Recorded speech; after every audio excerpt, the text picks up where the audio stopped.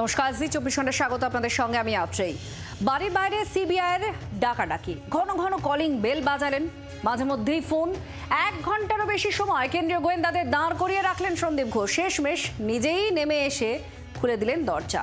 কিন্তু এতক্ষণ কি করছিলেন? মুখে কুলুপ আরজি করের প্রাক্তন প্রিন্সিপালের।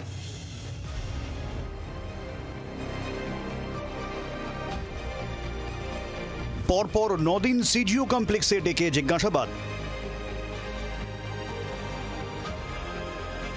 10ম দিনে সন্দীপ ঘোষের বাড়িতেই পৌঁছে গেল সিবিআই। আবারও চলল একটানা প্রশ্নোত্তর পর্ব। কিন্তু তার আগে কেন্দ্রীয় গোয়েন্দাদের দীর্ঘক্ষণ বাড়ির বাইরে দাঁড় করিয়ে রাখলেন আরজি করের প্রাক্তন অধ্যক্ষ।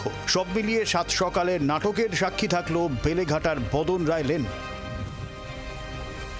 আরজি করে তরুণী চিকিৎসকের দেহ উদ্ধারের পর থেকেই আতশ গাছের তলায় সন্দীপ ঘোষ।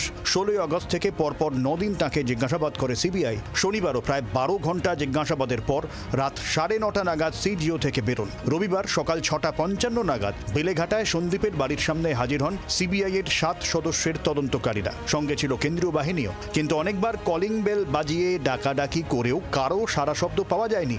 একটানা ফোন করলেও কোনো উত্তর মেলেনি। সন্দীপের বাড়ির বাইরে নিরাপত্তার দায়িত্বে থাকা পুলিশ কর্মীদের সঙ্গে কথা বলেন সিবিআই আধিকারিকরা। খবর পেয়ে ঘটনাস্থলে যায় বেলেঘাটা থানার পুলিশও।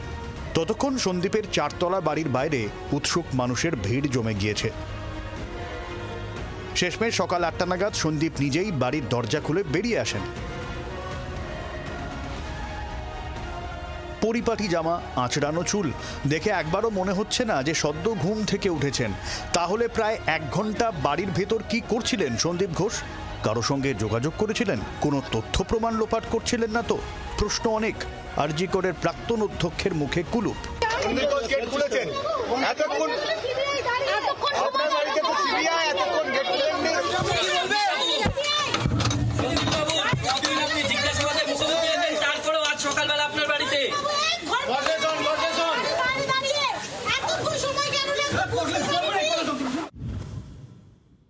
এক ঘন্টায় তিনি কার কার সাথে ফোনে কথা বলেছেন তদন্ত